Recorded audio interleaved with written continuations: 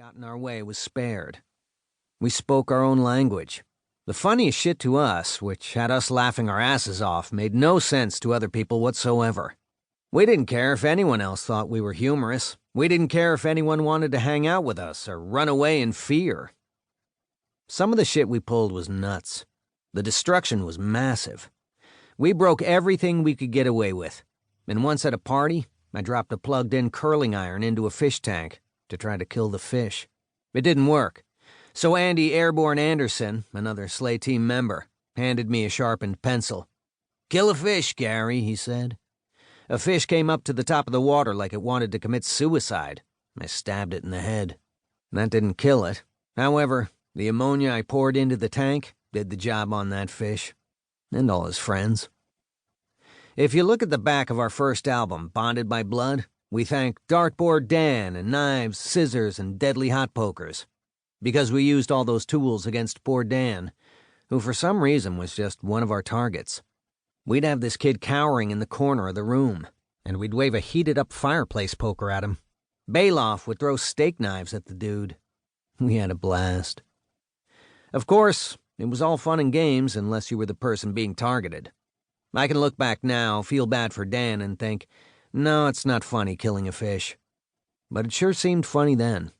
And obviously, it's not cool or fun to be helplessly addicted to meth. Something that also happened. Actually, there's a misconception that Exodus was heavily into meth from the start. We'd get a 1/4 gram, but that would be for all 5 guys in the band, and it was fuel for the alcohol that allowed us to drink longer and harder. It put some extra legs under our feet. But meth became a big problem much later in our career. In 1986, 5 years after he joined, we had to fire Paul for being too much of a maniac. I'm glad we brought him back in 1997, but by that point, most of us were as methed up as he ever was, and we had no business passing judgment on anyone. I don't regret anything. But you know what?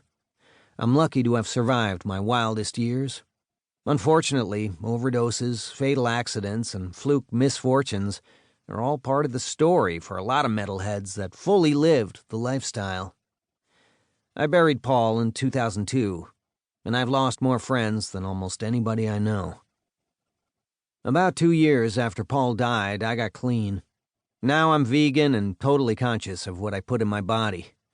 But even though I'm no longer a crazed party animal, I still like to reminisce over the outrageous, crazed antics of my youth.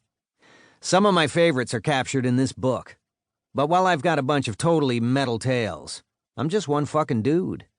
All the band guys and girls I've ever met also have great stories. In Raising Hell, Jon Wiederhorn captures the energy, excitement, and lunacy of metal culture.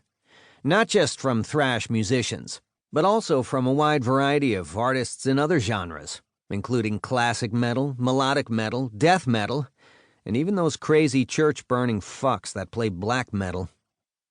Nowadays, when I wake up after playing a wild show with Exodus or Slayer, I'm never hungover. I'm clear-headed, and I have lucid memories of what happened the evening before. And I'm not jonesing for anything. I'm happy to have passed the crazy torch to the younger generation of metal musicians, and now it's just fun for me to read about how a lot of them try to live in the cloven hooves of their heroes. I wish them nothing but the best. Preface. Why Raise Hell? There are plenty of good, nearly academic books about the history of metal. Raising Hell is not one of them. Within its 17 chapters are tons of anecdotes, observations, and laments that are hellishly metal in content and spirit. Over the years spent creating Raising Hell, dozens of artists were interviewed exclusively for the book, including members of historically significant bands such as Black Sabbath, Judas Priest, Twisted Sister, Quiet Riot, Warrant, King Diamond, Slaughter, Slayer, Exodus, Megadeth, Anthrax, Testament, Death Angel, Pantera, Sepultura, Prong, Helmet, Morbid Angel, Entombed, Watain, Saint Vitus, Deicide, Deathclock, Cradle of Filth, Behemoth, Slipknot, The Sword,